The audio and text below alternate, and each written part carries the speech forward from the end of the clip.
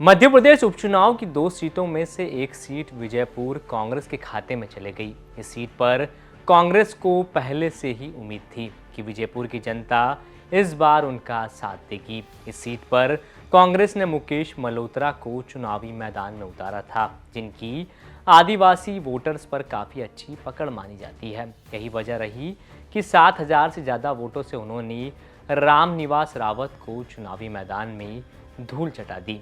बात करें मुकेश मल्होत्रा की राजनीतिक सफ़र की तो 2023 में उन्होंने विजयपुर से ही निर्दलीय चुनाव लड़ा था। वह तीसरे स्थान पर रहे थे। उन्हें 44,000 वोट मिले थे। महज 3 महीने पहले ही प्रियंका गांधी की मौजूदगी में उन्होंने कांग्रेस का दामन थामा था। मुकेश मल्होत्रा सहरिया समुदाय से आते हैं। इस सीट पर जनजाति के करीब 70,000 वोटर हैं।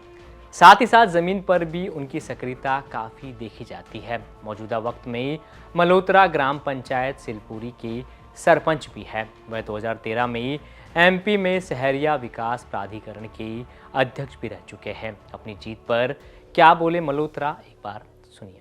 देखो, यहाँ क्षेत्र के मतदाता और वोटर हमारे साथ में थे और हमारी समस्त पार्टी के छोटे बड़े नेता थे। मैं जनता को यहाँ की विजयपुर और हमारे पार्टी नेतृत्व को मैं इस जीत का श्रेय देता हूँ। विजयपुर में जो 21 साल से कोई विकास नहीं हुआ, इसको लेकर के आपका क्या विजन है? देखो, यहाँ पे रामनिवास जी 6 बार से विधायक थे, मंत्री भी पहले भी थे वो, लेकिन इस विधानसभा क्षेत्र का कोई विकास नहीं किया उन्होंने। गरीब लोगों पर शोषण, अत्याचार, दमन किया, इसके अलावा कुछ काम नहीं किया। बीजेपी हमेशा झूठी घोषणाएं करती है, झूठे वादे करती है, इसलिए जनता ने यहाँ कांग्रेस पार्टी को जिताया है और आने वाले समय में यहाँ पर कांग्रेस पार्टी की सरकार मध्य प्रदेश में बनेगी। प्रदेश में भाजपा की सरकार है, आप विपक्षी विधायक है, कैसे क्या मैनेज करेंगे?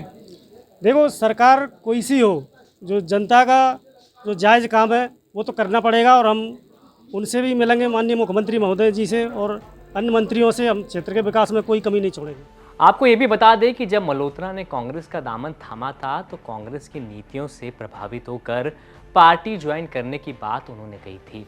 उन्होंने कहा था कि अब हमेशा कांग्रेस पार्टी के लिए वह काम करेंगे। ऐसे में कांग्रेस आलाकमान ने उन पर भरोसा जताया और विजयपुर के चुनावी रण में उन्हें उतार दिया। अब विजयपुर चुनाव परिणाम कांग्रेस के पक्ष में चला गया।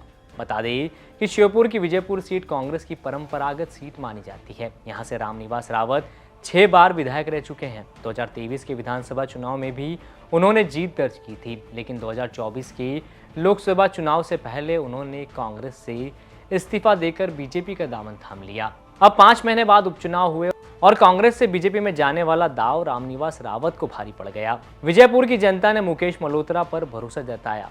फिलहाल सियासी हलकों में चर्चा कांग्रेस की जीत से ज्यादा रामनिवास रावत की हार की हो रही है। मध्य प्रदेश से जुड़ी तमाम खबरों के लिए आप देखते रहें एमपी तक।